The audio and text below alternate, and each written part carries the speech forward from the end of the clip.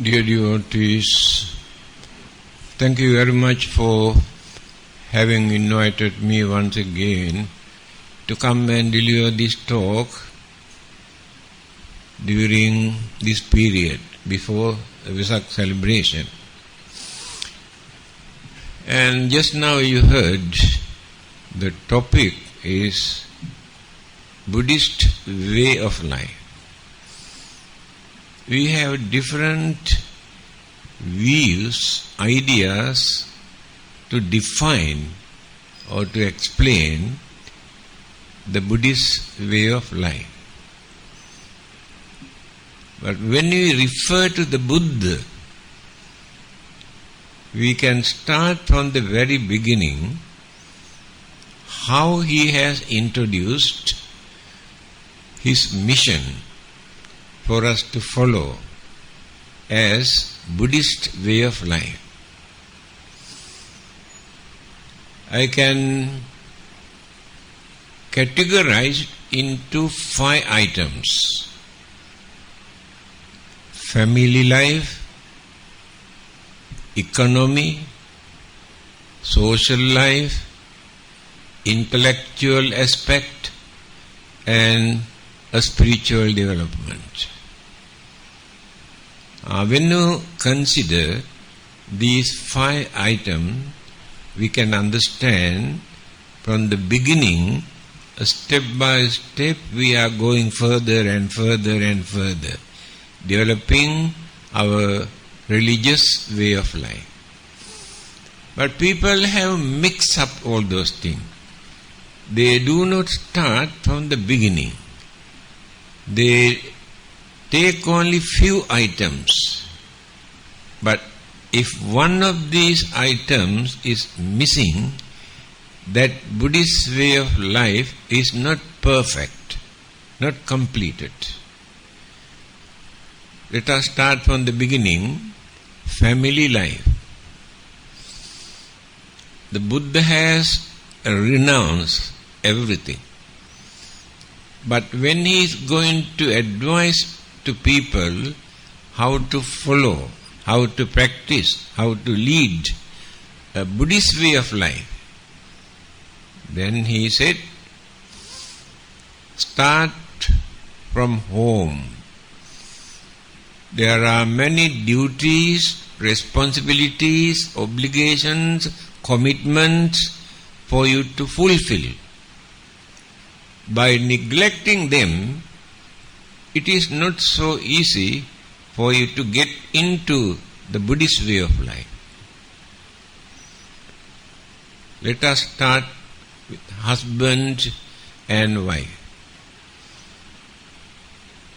In various discourses, the Buddha has mentioned what are the duties toward the husband, what are the duties toward the wife. If they do not fulfill these duties and responsibilities, that is not a happy, peaceful married life. Then how to continue religious way of life?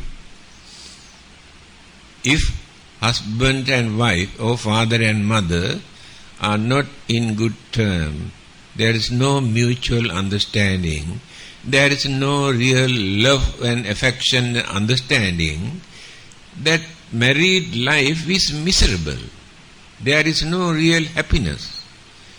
By considering this, the Buddha has given, these are the duties you have to fulfill.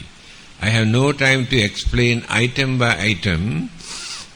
You might have heard on many occasions what are the duties that you have to fulfill.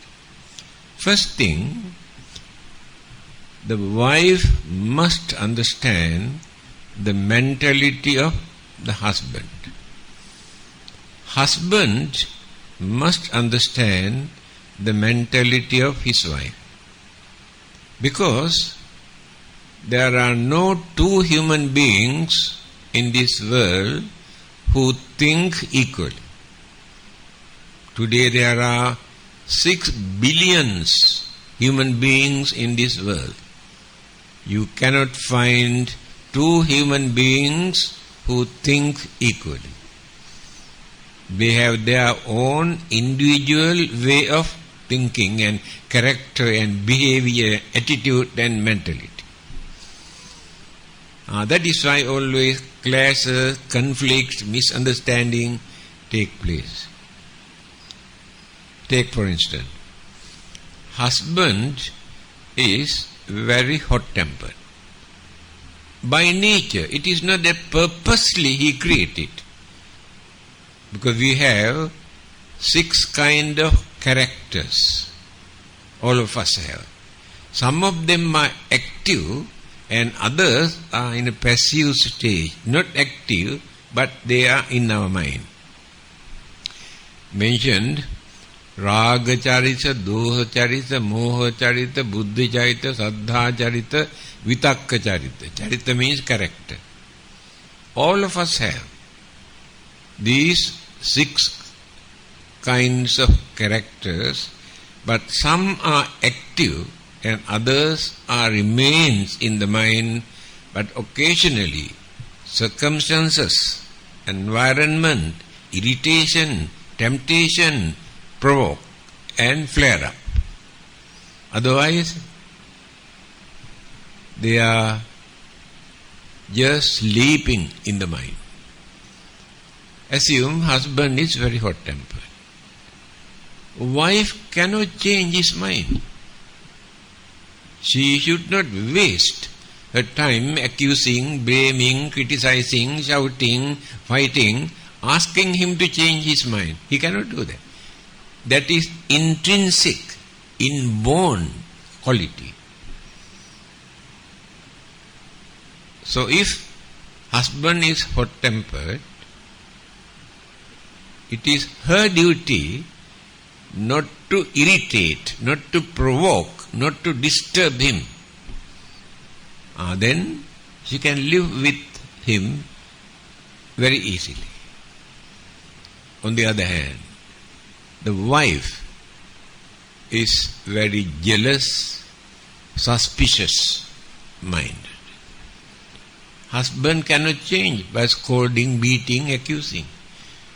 Therefore, it is the duty of the husband to behave in such a way without allowing her to create suspicion and jealousy. Then both can live very peacefully, although they have different mentality. Again, naturally certain argument and misunderstanding take place.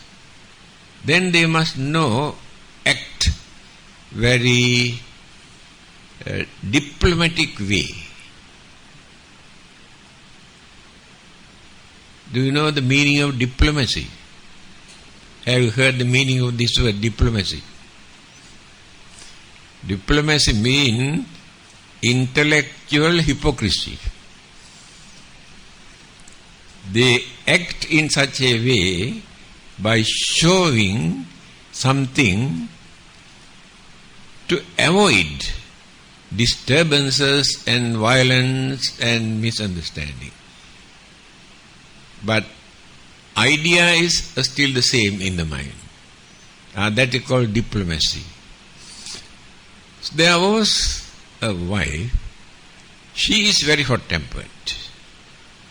For a minor mistake, she scolded him, "You are a stupid idiot."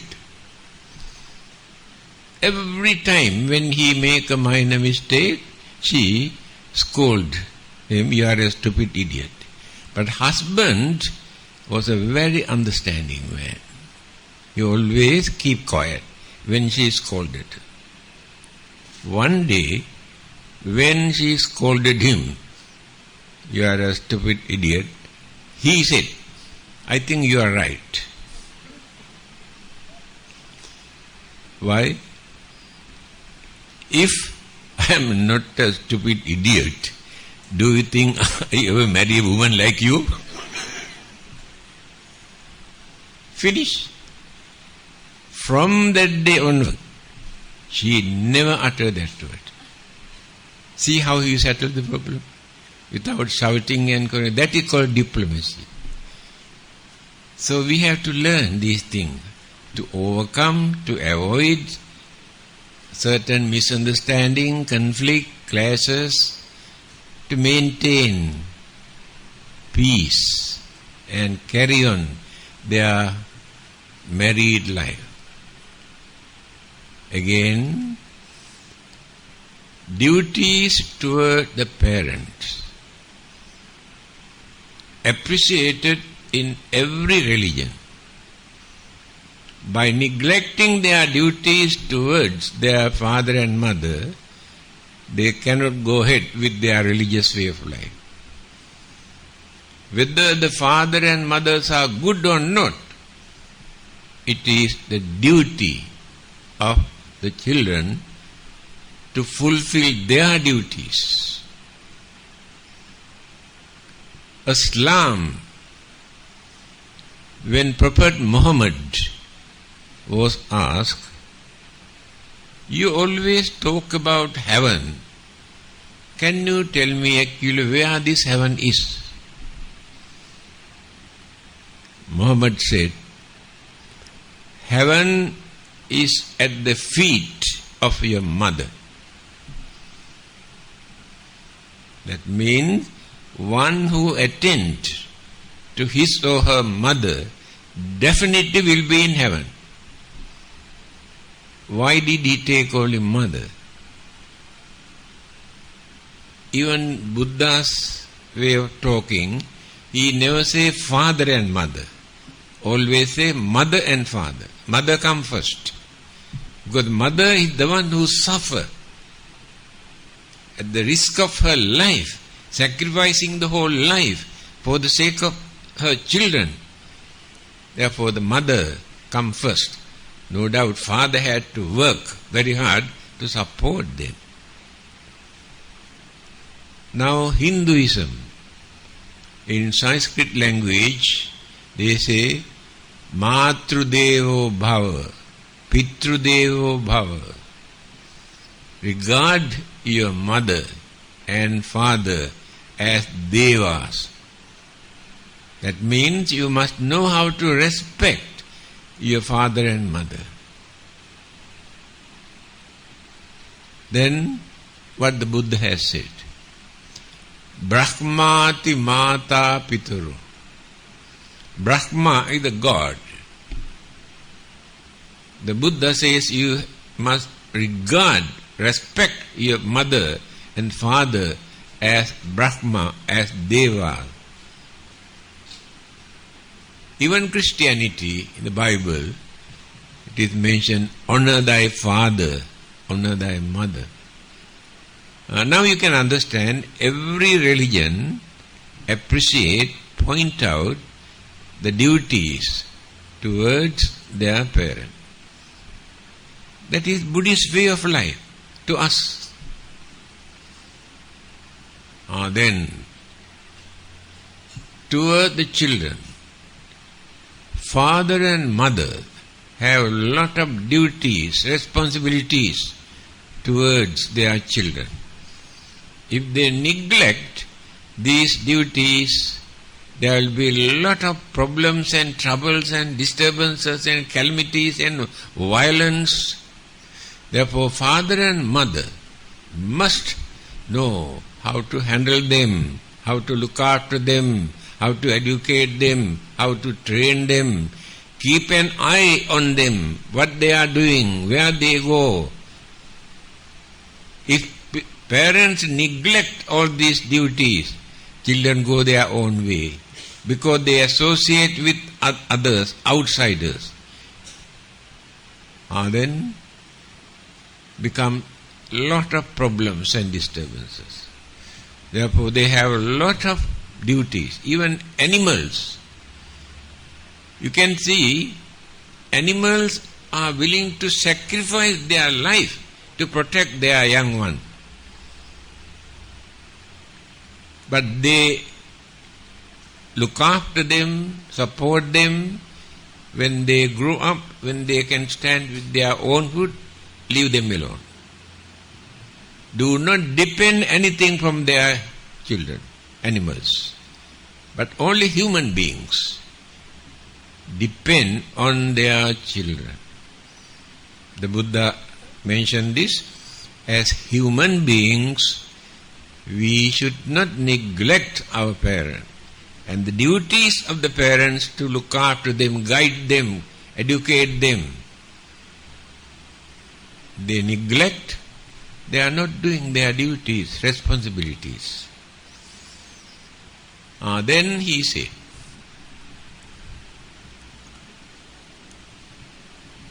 Putta Dharassa Sangaho in Mangala Sutra.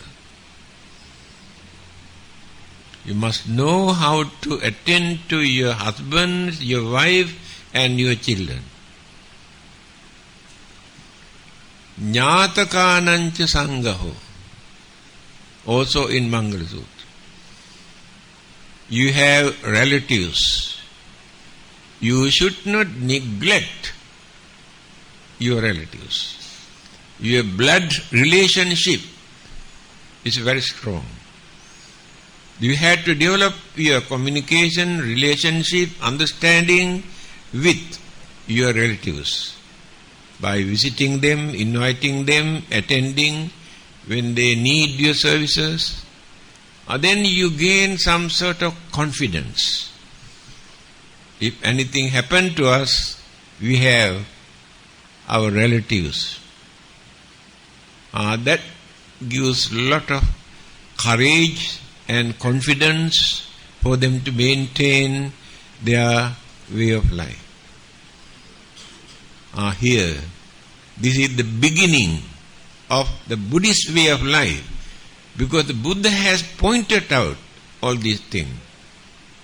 So you cannot go ahead by neglecting these duties. Then the next item, economy. Utthana sampada, arakka sampada, kalyana mittata, samajivikata. Advice given by the Buddha. You should not be lazy. Utthana sampada, get up. Don't sleep too much, don't sit down too much. Go and do something. With the man or woman, there is something that they can do. Encourage people to do something. People say, oh, we are religious, not necessary to work so hard. That is not the way from the beginning.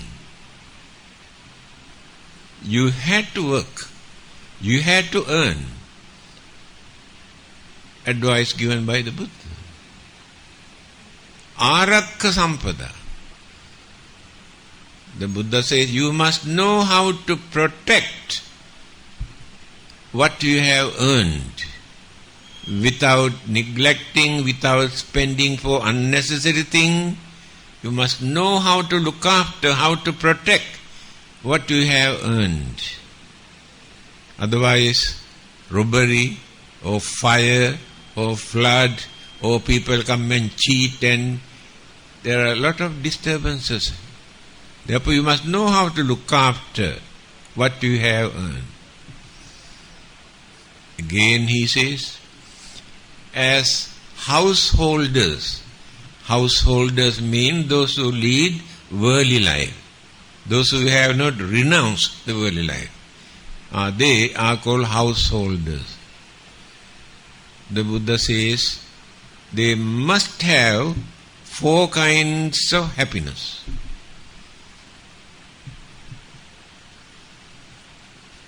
4 kinds of happiness they must have. Atti sukha, bhoga sukha, anana sukha, anavajya sukha. Sukha means happiness. Atti sukha. Each and every person must have something to claim. This is mine. My house, my land, my business, and my bank account, my jewelries, that is important for you to lead a worldly life. See the way Buddha has given this advice.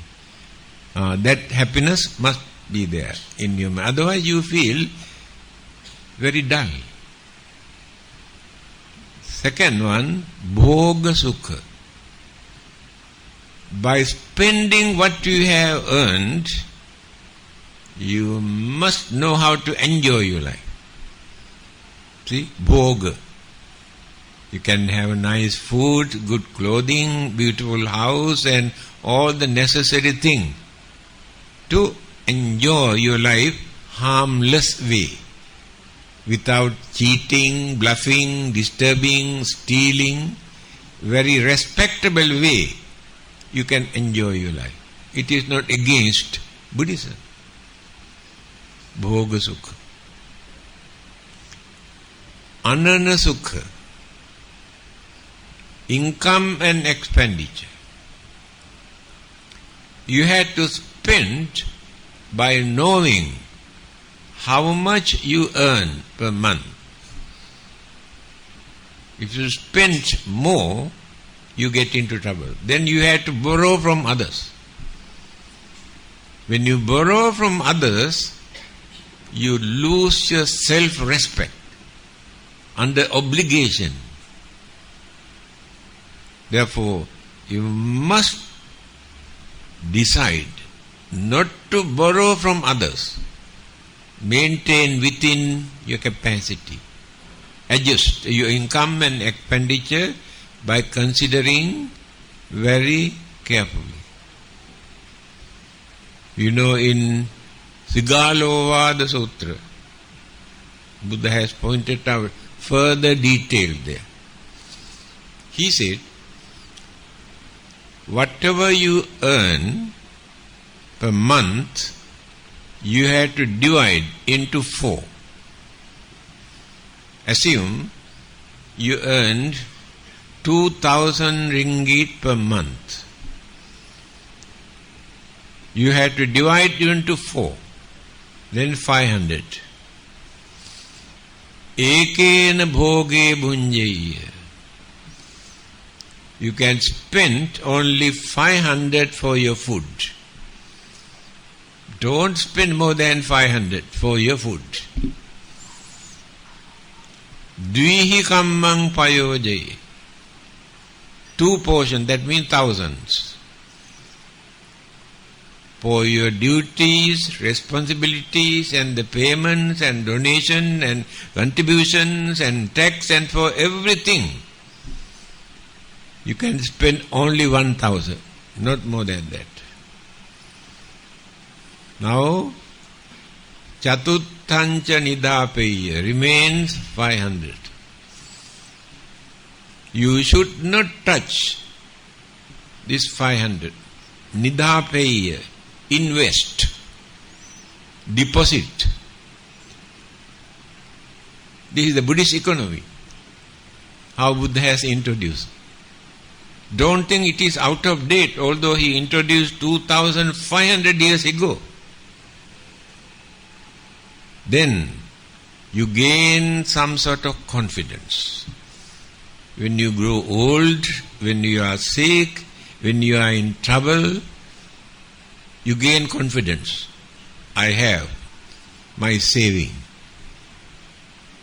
And many people nowadays, when they are old or very sick, they go to nursing home. And they attend to him very carefully. They can lead a very peaceful life there. But there must be some income to pay. When they are sick or some other problem, they have something without depending on others, without borrowing from others. They have their own saving. People never think the Buddha has given this kind of advice for us. He did not simply say, throw away everything, go to jungle and meditate. This is the beginning. Buddhist economy means you must work hard without wasting your time, and you know how to spend, you must know how to save, how to deposit, then you can avoid so many disturbances and worries and fear and loneliness without depending on others. That is Buddhist economy. Third item, social aspect. As human beings, we have humane qualities, not like animals or any other living being. That is why we are called manushya. Do you know the real meaning of this word manushya? Why we are called manushya?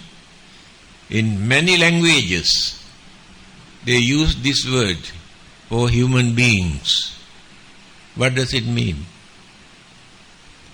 Mana means mind. Manussa means manassa ussannataya. One who can raise, develop, cultivate the mind up to maximum level. That living being is called manushya. The Buddha has categorized all those living beings in this universe into 31 groups. The whole universe, 31 groups. Among those 31, humans, one group. But the minds that human beings have as intelligence or sense of reasoning or common sense, we cannot find in other living beings. This intelligence that we have, we cannot find in other living beings. Even Devas and Brahmas, we regard them as divine beings, supernatural, supernormal, and we worship, we pray. But we do not know. Our intelligence is far superior to all the other living beings in this universe. The reason is, they do not know how to develop their mind. That is why only a human being can become a Buddha. God cannot become a Buddha. Devas, Brahmas, divine beings cannot become a Buddha. Must be a human being. Why? That intelligence. Go on developing life after life until he gained enlightenment. Others do not know how to do that. Others can use their mind to find out their food, their shelter, and their protection and worldly sensual pleasure. So they cannot extend their mind to think further. Limited. Only human beings can do that. We can develop this up to the maximum level. Look at scientists, how far they have developed their intelligence to discover so many things in this world. People have never knew for millions of years what they have discovered today. They will discover many more things in time to come by using that intelligence. But the trouble is, intelligence without religion is dangerous. That is the important point. Albert Einstein, one of the best scientists and very highly intellectual person. He says, science without religion is blind. It is true.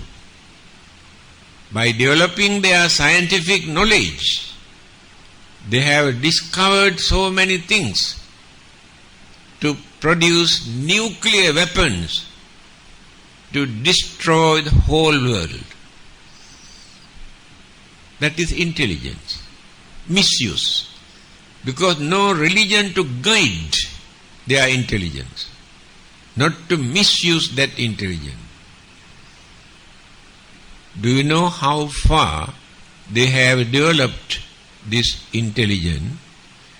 They say all the nuclear weapons they have produced so far and collect all together and blast at once. The whole world turn into ashes within half an hour. Human intelligence. Not only that, they say even the moon also will be affected. The same human intelligence the Buddha developed. He said how he became the Buddha. I think you have heard this. A Brahman or Brahmin met the Buddha. He has never seen such a human being in his life. He could not believe that this is a human being. He approached the Buddha and asked, may I know whether you are a god? The Buddha says, no, I am not a god. But other religious teachers try to claim they are son of God, messenger of God. But the Buddha said, no, I am not a god. Then, any other form of a supernatural living beings? The Buddha says, no, I am very natural. In that case, are you an ordinary human being? The Buddha said, no, I am not an ordinary human being. Now he cannot understand. And here, then who are you? The Buddha gave the answer. This answer, self-introduction given by the Buddha is very important for you to understand who the Buddha is. If anybody come and ask this question, either Christians or Muslims or anybody else come and ask, can you tell me actually who this Buddha that you worship and do some offering and follow? I don't think you can give a correct answer. Here, the self-introduction given by the Buddha for people to know who he is. He said in his own language, Abhiññeyang abhiññātam. I understood everything that which exists in this world. How did you do that? That is what he did as practicing paramitas, perfection, life after life, developing and developing and developing and developing to understand. Understood everything. Nobody in this world who can say the Buddha cannot understand this. Abhiññeyang abhiññātam. Bhāve tabbañca bhavitam. I have practiced all the great qualities, virtues, morals and principles and everything which is good. Practice. He had done this. Do you know how long he had been doing this? Developing and developing life after life. Because when once we develop our mind, the continuity is there to continue from the next life onward. All of us have our good habit, bad habit, intelligent, or ignorance that we have again started from the next life onward. This is the nature of our consciousness. So he said, I have practiced all the great qualities, virtues in this world. Pahatabbang pahinang me. I have eradicated, uprooted all the wicked and morals and immoral and harmful and dangerous thoughts, words, action. Completely eradicated. Perfection. Now, his mind, in the first sermon, Dhammacakka Sutra, he said, Aloko udapadi, brightness arose in my mind. Formerly I never had this brightness. Now we have no brightness in our mind. Our minds are in the dark. There are so many dark clouds around our mind. That is why we cannot understand things, cannot see things properly. Unless and until we remove all these things, then we get brightness in the mind, we can see, we can hear, we can understand. How many evil forces are there in our mind? Selfishness, greed, anger, enmity, jealousy, wickedness, cruelty. All these are evil forces, dark cloud. The mind is clouded, deluded, misled by these evil forces. That is why the whole world is a battlefield today. Whole world is a madhouse. Human beings do not behave as humans. Animals in the jungle live more peacefully than humans in this world today. Because in their mind, all the evil forces, greed, jealousy, anger, hatred. Then violence, war, bloodshed, destruction. People never think this. Here. Now there is brightness in my mind. Then knowledge, understanding, wisdom also develop life after life. So the wisdom and brightness combine together.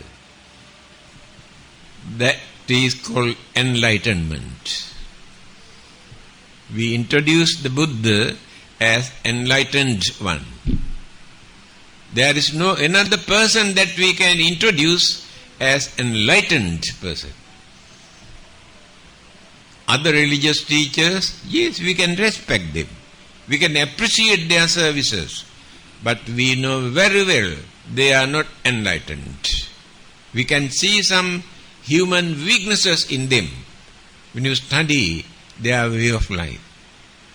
But when you study the way of life of the Buddha, there is nobody in this world who can point out any weakness in him because of this enlightenment. So, social life that we had to maintain, knowing that we are living in this world with others, different races, different religious group, different colors, different attitude, different mentality, different culture, different tradition. If we can understand all these things, then we can live without irritating, disturbing, provoking others. That is the technique. But many people do not know how to do that. They think that their race, their religion are higher than the others. then trouble start from there. Especially in a country like Malaysia. We have Muslims and Christians and Hindus and Buddhists and some others. Then we must know how to adjust our way of life, to live in such a way not to irritate others, not to condemn others, not to disturb others. You must know how to talk, you must know how to work with others, how to associate with others. That is the most important thing for us to live here. The Buddha pointed out. As humans, how you should live in this world by maintaining your human dignity, developing your humane qualities, cultivating your human values. Human values, humane qualities, human dignity, you cannot find in any other living being. But we are abusing them because of our ignorance, misunderstanding and evil thoughts, misusing. We can misuse our intelligence to destroy all the others. That is intelligence. Now let us take simple thing. Suicide bomb. Discovered by whom? By a foolish man? It's a very intelligent man discovered this suicide bomb. This is the way how they can misuse their intelligence. So the Buddha's method is, you had to use your intelligence by knowing these things are bad, these things are immoral, these things are wicked, these things are harmful, these things are shameful. By considering all these things, you had to adjust your way of life, your social life in the society, very peaceful. But people cannot do this. They have pride and they try to maintain their, egoism, egoistic belief, my, by disregarding others. So the Buddha, you had to think of others. You had to adjust yourself. If you want to live peacefully in this world. See, step by step now we are going further and further.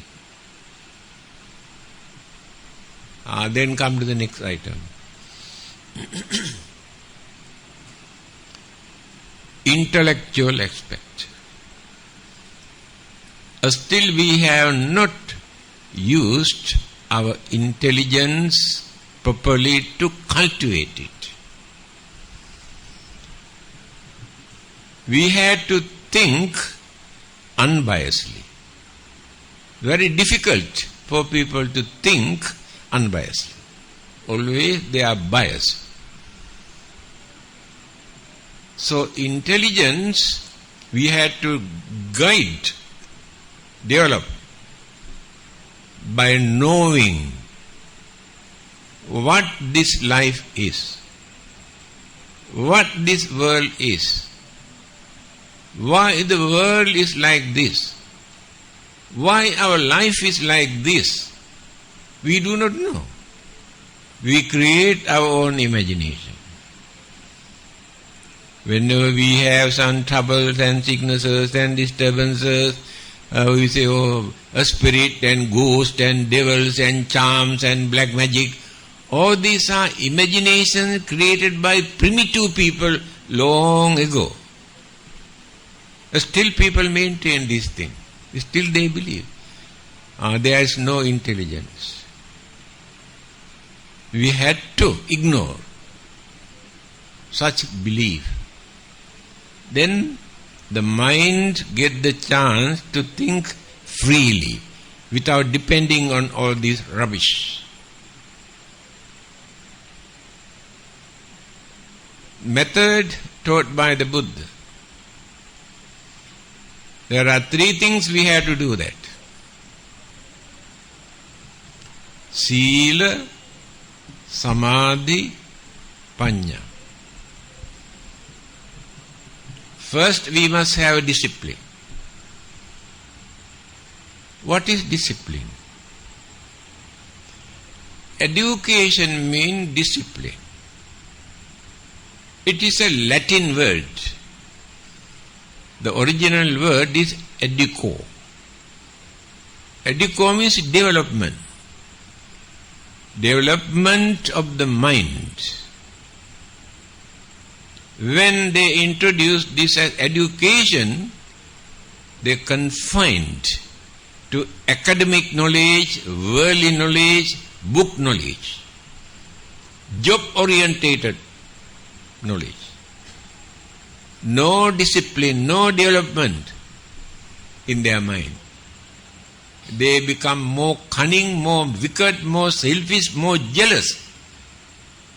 But knowledge is very high. There is no development. Education means development of that mind.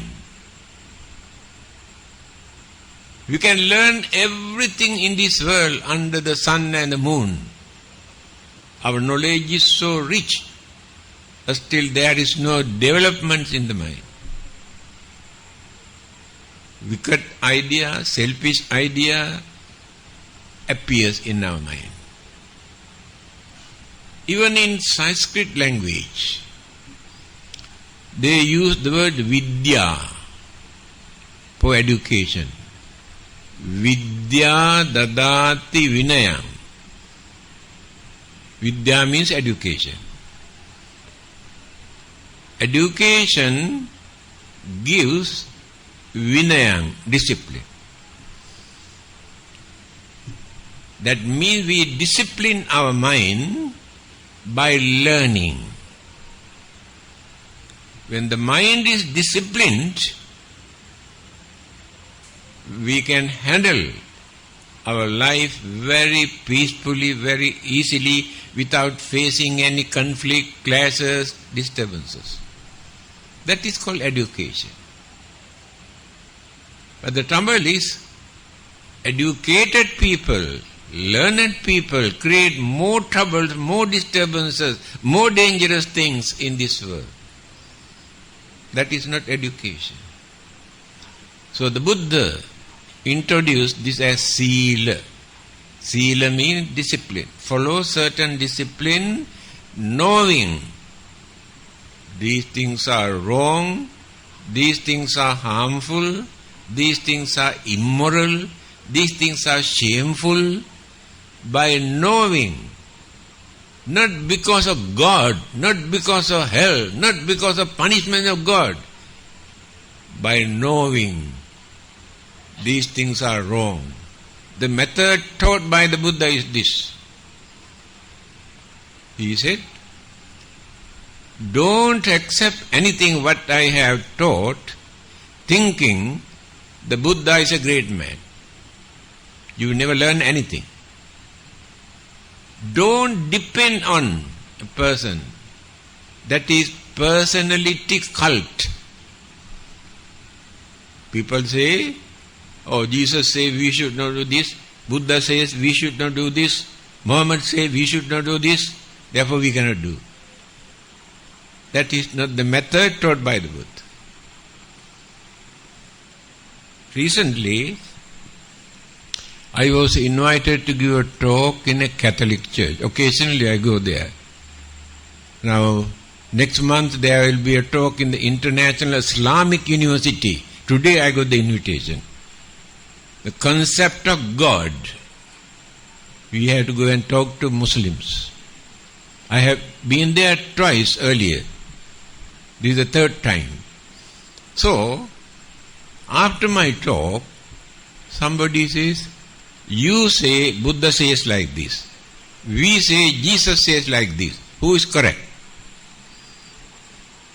I told him, you can forget your Jesus. I can forget the Buddha. Use our common sense. Without depending on anybody, use our common sense. We have that. then we can understand what is right and what is wrong. Take for instance, the Buddha says we should not steal. Jesus says, thou shalt not steal.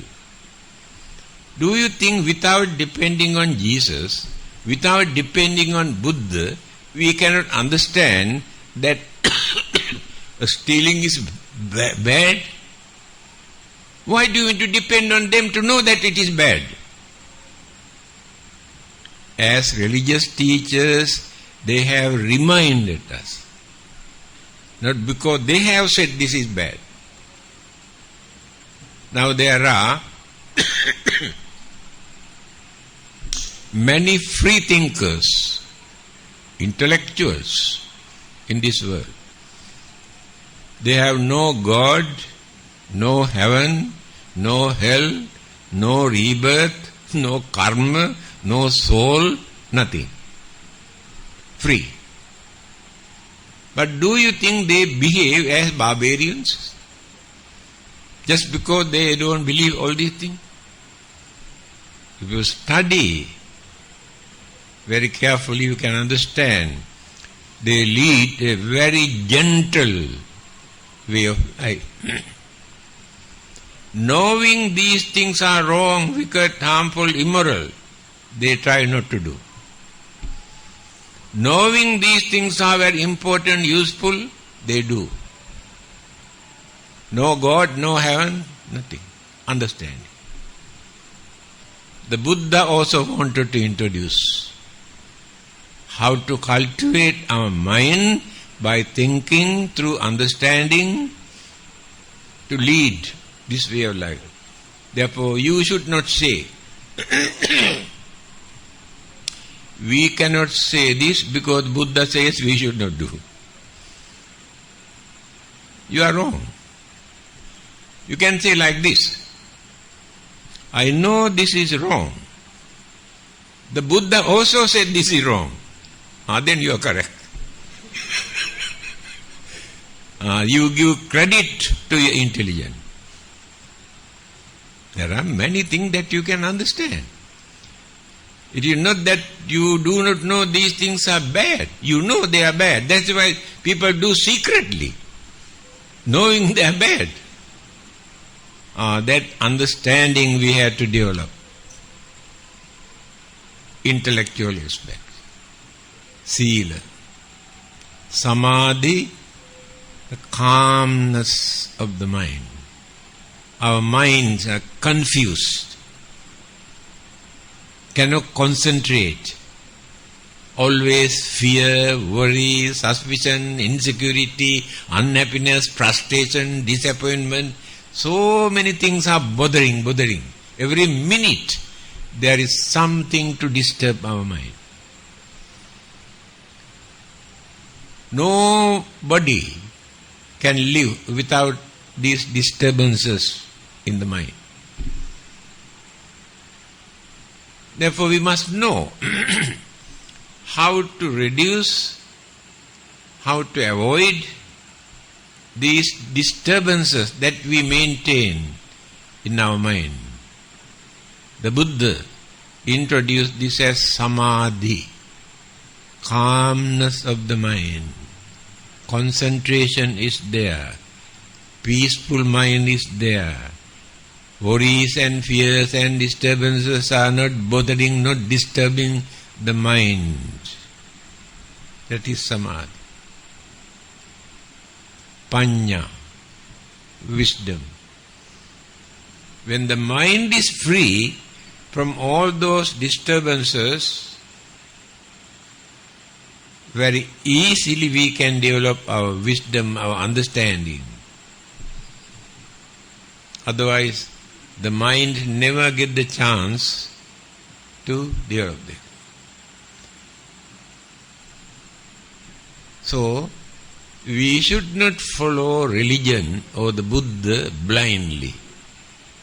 Thinking Buddha is a great man, Buddhism is a great religion, but you must understand why you should practice, why we should follow. not as your tradition, not as your way of life, not as your culture, but through understanding. Then the wisdom is there, intelligence is there. Then come to the last item. A spiritual development. Now we started with family life, economy, social, intellectuals. Now come to the last item. A spiritual development. That is the last item. What is a spiritual development? At the moment, mind is occupied by the external object that our senses bring to our mind. The vision, the sound, the smell, the taste, or the feeling. These five. Every minute, one of these senses bring external object into our mind. Then what happened to the mind? Fear, worries, suspicion, insecurity, temptation, anger appear in the mind. Because of those external objects come to our mind. By allowing these five senses to bring object into the mind, you cannot maintain purity in your mind. Or assume you could manage to concentrate not to bring all those things into your mind. Then what will happen? Mind itself create mental object. All sort of ideas you create in your mind. Then again disturbance, pollute the mind. Then the method taught by the Buddha is this. To avoid from all these things, one-pointedness.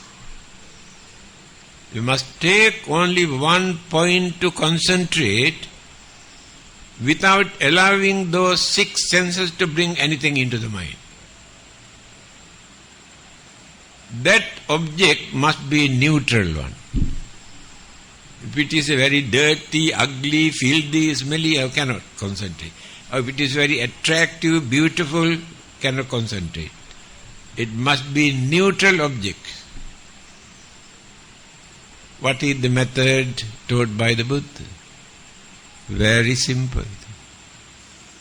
What is the method?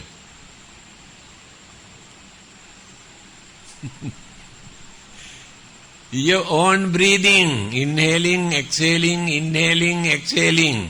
this is the object. Concentrate on this. Then mind cannot get another object. Senses cannot bring another object into the mind. Mind is concentrating on inhaling, anapana sati. Always people use this, anapana, inhaling, exhaling. Now the mind can relax. No disturbances, no temptations, nothing. Mind is relaxing because no object to influence the mind. That's the most important thing in our life. When the mind is relaxing, what will happen? The organs in our physical body also get the chance to function in normal way. Otherwise, mind disturb our organ very badly. Excitement, fear, anger, temptation, disturb all the organ, brain cells, hormones, glands, nervous system, blood circulation, heartbeat, all these things disturbed by the mind. When the mind is relaxing, the organs also work in normal way, then we can avoid so many sicknesses and trouble, physical problem. Not only that, the mind get the chance to rejuvenate, strengthen mental energy. Why? By using these senses, we waste mental energy. Eye consciousness, otherwise we cannot see anything. Mental energy. Ear consciousness, we are using our mind. All the five senses go through the mind. We are wasting our mental energy for these senses. Again creating imagination, we waste our mental energy. Stop all. Then the mind can get back the lost mental energy, developing. When the mental energy is developed, then slowly our knowledge, our understanding, our wisdom develop. See the technique, the method taught by the Buddha. You cannot get this by praying and worshipping and doing all sort of things. This is the way how to handle our mind, our life. Then completed the journey. The spiritual development is completed. That mind is completely pure and completed our journey.